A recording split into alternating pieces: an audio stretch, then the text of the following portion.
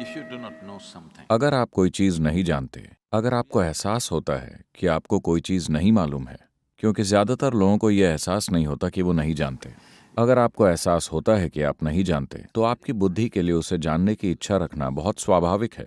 इसके लिए गुरु की ज़रूरत नहीं है, इसके लिए किसी धर्म ग्रंथ की ज़रूरत नहीं है, किसी ऐसे इंसान की ज़रूरत नहीं है जो आपसे ये कहे, ये आपकी बुद्धि की प्रकृति है कि आप जानना चाहते हैं।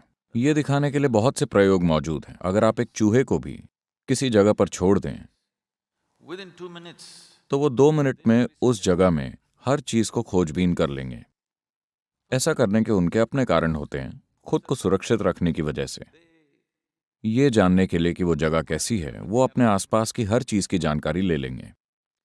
इंसान की बुद्धि खुद की सुरक्षा से आगे तक जाती है, तो इंसानी बुद्धि स्वाभाविक रूप से और ज्यादा चीजें जानना चाहती है, जिसका संबंध हमारे जीवित रहने से नहीं है। हाँ, हम अपने जीवित रहने की चिंता करते हैं एक हद तक, लेकिन जब उसका इंतजाम हो जाता है तो हम चैन से नहीं बैठते। हम और ज्यादा जानना चाहते हैं, अंतहीन तरीके से और ज्यादा। हमें जितना ज्यादा एहसास होता है कि हम नहीं जानते, जानने की चाहत उतनी ही ज्यादा होती है। तो जानने की ये इच्छा जब ये एक तलाश के रूप में बहुत तीव्रता से अभिव्यक्ति पाती है, तो हम इसे आध्यात्मिक प्रक्रिया कहते हैं। या दूसरे शब्दों में, आध्यात्मिकता का आधार ये एहसास है कि मैं नहीं जानता। but the moment you say I'm religious, लेकिन जब आप कहते हैं कि मैं धार्मिक हूं, तो आप खुद को विश्वास करने वाला बता रहे हैं। जब आप कहते हैं कि आप विश्वास करते हैं, तो आप कह रहे हैं कि हर वो चीज जो मैं नहीं जानता, मैं उसकी कल्पना कर लूंगा। मैं कैसे उसकी कल्पना करूंगा? उसकी कल्पना करने के लिए मैं किसकी मदद लूंगा? हो सकता है कि ये हर व्यक्ति के लिए अलग अलग हो। कोई इंसान इसे धर्म ग्रंथों की मदद से पूरा करता है, कोई इसे एक पुजारी की, पंडित की या एक गुरु की या किसी और की मदद से पूरा करता है। लेकिन आप किसी अधिकारी या सत्ता को खोजते हैं। आप अपने जीवन में एक तरह से समझौता करते हैं कि सत्य के बजाय आप एक अधिकारी को सत्य की जगह बिठा देते हैं। आध्यात्मिक प्रक्रिया का मतलब है कि आपके लिए सत्य ही एकमात्र सत्ता है। कोई अधिकारी आपके लिए कभी भी सत्य नहीं है। तो ये दो अलग पहलू हैं। बदकिस्मती से दोनों का एक ही सांस में एक साथ इस्तेमाल किया जाता है। spiritual process, आध्यात्मिक प्रक्रिया विश्वास की मांग नहीं करती, क्योंकि विश्वास और आध्यात्मिक प्रक्रिया एक साथ नहीं चलते। आध्यात्मिक प्रक्रिया लगातार चलती खोज है।